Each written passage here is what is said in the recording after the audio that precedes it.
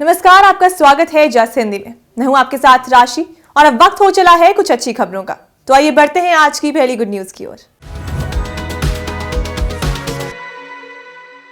हैदराबाद में भारत का पहला real time gold ATM launch किया गया है। ये गोल्ड सिक्का एटीएम सोने के सिक्के निकालता है। लोग इसमें अपने डेबिट या क्रेडिट कार्ड डालकर सोने के सिक्के खरीद सकते हैं। एटीएम की क्षमता 5 किलो सोना रखने की है। इसमें से 100 ग्राम तक गोल्ड कॉइन निकल सकते हैं। गोल्ड सिक्का के वाइस प्रेसिडेंट प्रताप ने कहा कि गोल्ड सिक्का लिमिटेड कंपनी को 4 साल पहले स्थापित किया गया था। हमारे सीईओ को एटीएम मशीन के माध्यम से सोने के सिक्के निकालने का एक इनोवेटिव कॉन्सेप्ट मिला। थोड़ी सर्चिंग करने के बाद हमें पता चला कि ये संभव है। हमने हैदराबाद स्थित एक startup company open cube technologies के साथ समझौता किया। दोनों कंपनियों के इन हाउस विभाग ने इसके लिए डिजाइन तैयार किया। प्रताप ने कहा कि एटीएम की खास बात यह है कि ये सोने की कीमतों को लाइव अपडेट करता है। हर एटीएम में 5 किलो सोना रखने की क्षमता है, जिसकी कीमत लगभग 2 से 3 करोड़ रुपए है। एटीएम मशीन 0.5 ग्राम से लेकर 100 ग्राम तक के सिक्कों को निकाल सकती है। इसमें 0.5 ग्राम, 1 ग्राम, 2 ग्राम, 5 ग्राम, 10 ग्राम, 20 ग्राम, 50 ग्राम और 100 ग्राम सिक्के शामिल हैं। ये सिक्के 24 कैरेट सोने और 999 प्रमाणित हैं।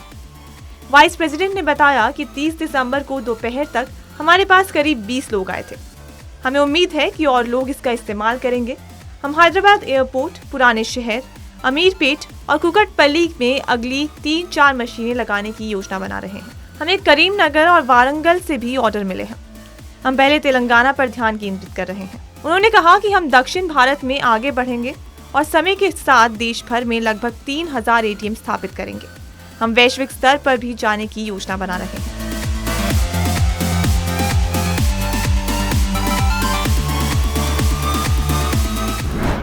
भारत पाकिस्तान बॉर्डर पर स्थित जेसीपी अटारी वाघा का बीटिंग रिट्रीट समारोह, जिसे देखने के लिए देश दुनिया से अनेक दर्शक अमृतसर पहुंचते हैं, अब उसकी ऑनलाइन बुकिंग सुविधा शुरू की जा रही है। ये सुविधा 1 जनवरी 2023 से प्रारंभ होगी। अमृतसर में आयोजित सीमा सुरक्षा बल के स्थापना दिवस की परेड के दिन ये सेवा शुरू करने की घोषणा की गई। बीएसएफ ने ऑनलाइन बुकिंग के लिंक जारी किए हैं। सीमा सुरक्षा बल का बीटिंग रिट्रीट 1959 से आयोजित किया जा रहा है। अटारी वाघा सीमा पर यह समारोह रोजाना सूर्यास्त से पहले आयोजित होता है। इस समारोह को देखने के लिए बड़ी संख्या में पर्यटक अमृतसर पहुंचते हैं। प्रतिदिन आयोजित होने वाली रिट्रीट सेरेमनी में हिस्सा लेने के लिए दर्शकों को दोपहर बाद 3:30 बजे तक पहुंचना होता है। समारोह की अवधि 1 से 2 घंटे तक रहती है। बीटिंग रिट्रीट समारोह देखने के लिए दर्शकों को मौजूदा समय में मैनुअली रजिस्ट्रेशन कराना पड़ता है। विशेष अवसरों पर वहां लंबी कतार लग जाती है।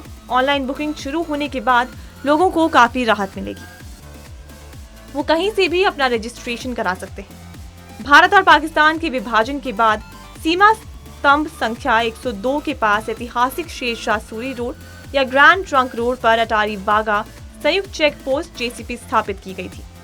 भारत की तरफ वाले गांव को अटारी कहा जाता है। ये महाराजा रंजीत सिंह की सेना के जनरलों में से एक सरदार श्याम सिंह अटारीवाला का पैतृक गांव था। पाकिस्तान की तरफ वाला द्वार वाघा के नाम से जाना जाता है। जैसे भारत में अटारी बॉर्डर कहा जाता है, उसी तरह पाकिस्तान में इसे वाघा बॉर्डर के नाम से पहचाना जाता है। इस समारोह के आयोजन के लिए दोनों देशों की सरकारों ने सहमति जताई थी।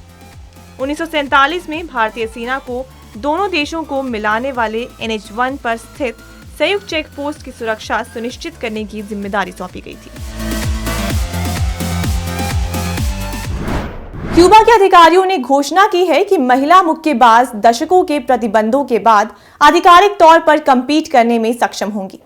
इसने कैला मसू जैसी महिलाओं में उत्साह जगाया है, जिन्होंने ये मान्यता प्राप्त करने के लिए संघर्ष करते हुए वर्षों बिता दिए। कैला मसू का कहना है कि ये कहना कि बॉक्सिंग क्यूबा की महिलाओं के लिए नहीं है, ये हमेशा समस्या रही है। हम अभी जहाँ हैं, हमने कभी नहीं सोचा था कि हम यहाँ पहुंचेंगे। क्यूबा मुक्केबाजी के लिए दुनिया भर में जाना जाता है। कई दिग्गज पुरुष मुक्केबाजों का घर है। उनमें फेलिक्स सेवों, थियोफिलो स्टीवेंसन और हुलियो सेजर ला क्रूज हैं। लेकिन टाइक्वांडो और कुश्ती जैसे अन्य संपर्क खेलों में ऐसा करने की अनुमति देने के बावजूद इस द्वीप ने महिलाओं को प्रतिस्पर्धा करने की अनुमति नहीं देकर विवाद खड़ा कर दिया था। शायद सबसे विशेष रूप से 2009 में, जब क्यूबा की पुरुष टीम के पूर्व मुख्य कोच पेड्रो रोके ने पत्रकारों के एक समूह से कहा कि क्यूबा की महिलाएं अपने सुंदर चेहरे दिखाने के लिए हैं, घूंसे मारने के लिए नहीं। केला मासो और खेल को अपनाने वाली अन्य महिलाओं ने इसे खारिज कर दिया। केला मासो ने केवल एक अन्य महिला के साथ हवाना में मुक्केबाजी शुरू की। कड़ी ट्रेनिंग और कोचेस द्वारा ठुकराए जाने के बावजूद उन्होंने लंबे समय तक प्रशिक्षण किया। समय के साथ साथ महिलाओं में बॉक्सिंग के प्रति रुचि बढ़ती गई। सोमवार की सुबह क्यूबा के राष्ट्रीय खेल संस्थान INDR के अधिकारियों ने एक प्रेस कॉन्फ्रेंस में घोषणा की कि वो महिला टीम के लिए 12 एथलीट्स को चुनने के लिए दिसंबर के मध्य में 42 महिला मुक्केबाजों की एक प्रतियोगिता आयोजित करेंगे। उन्होंने कहा कि टीम एल सल्वाडोर में central American and Caribbean games में प्रतिस्पर्धा करेंगे, जो उनकी पहली अंतर्राष्ट्रीय शुरुआत होगी। ये प्रतियोगिता पेरिस में 2024 ओलंपिक खेलों की ओर पहला कदम होगा। महिलाओं को पहली बार 2012 में ओलंपिक में बॉक्सिंग की अनुमति दी गई थी।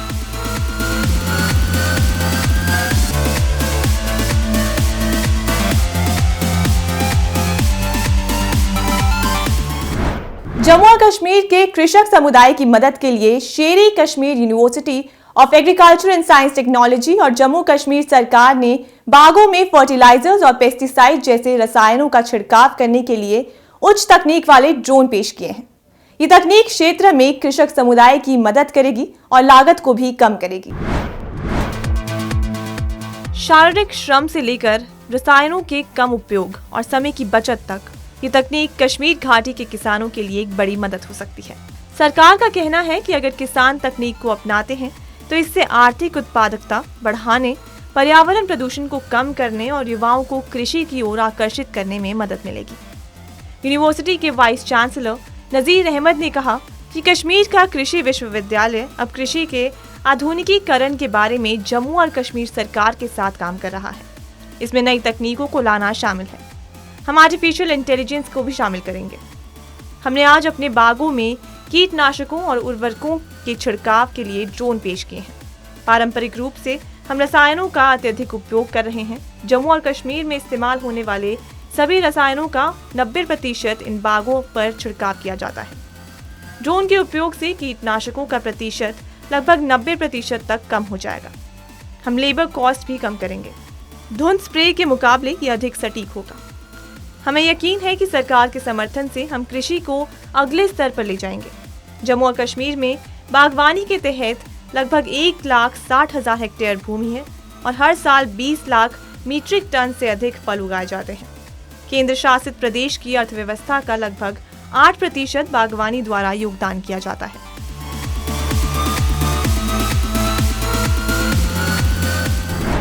फीफा विश्व कप 2022 में ब्राजील ने दक्षिण कोरिया को 4-1 से हराया, तो वहीं नेमार ने रोनाल्डो की बराबरी कर ली है और पेले के रिकॉर्ड से 1 गोल दूर है। नेमार का ब्राजील के लिए ये 76वां गोल रहा और वो अब अपने देश के लिए सबसे ज्यादा गोल करने वाले खिलाड़ी बनने से सिर्फ 2 कदम दूर हैं।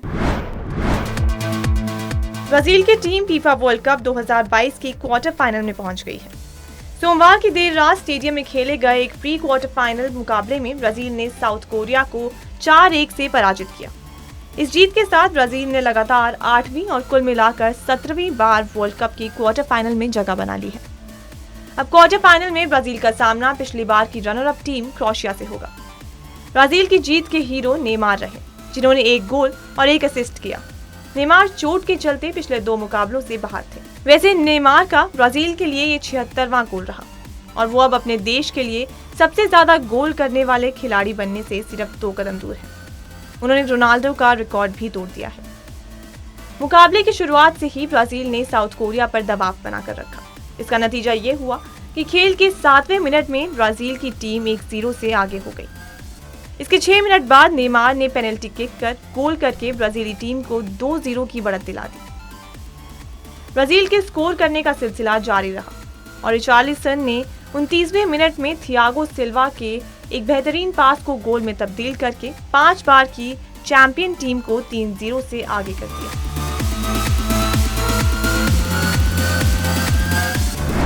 देश की आबादी का एक बड़ा हिस्सा रोजाना ट्रेनों में सफर करता है और शायद यही वजह है कि भारतीय रेल देश की लाइफलाइन कही जाती है।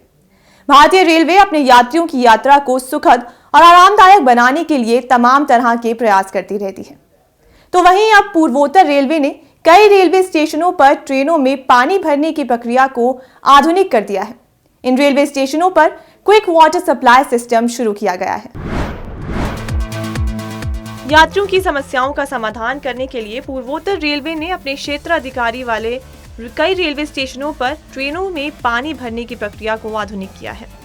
इन रेलवे स्टेशनों पर क्विक वाटर सप्लाई सिस्टम शुरू कर दी गई है, जिसकी वजह से यहां से गुजरने वाली ट्रेनों के यात्रियों को ट्रेनों में पानी की किल्लत से निजात मिलेगी। इस सुविधा की वजह से पानी भरने में समय कम लगेगा और ट्रेनों को स्टेशन पर कम ठहराव के बाद आगे के लिए रवाना किया जाएगा।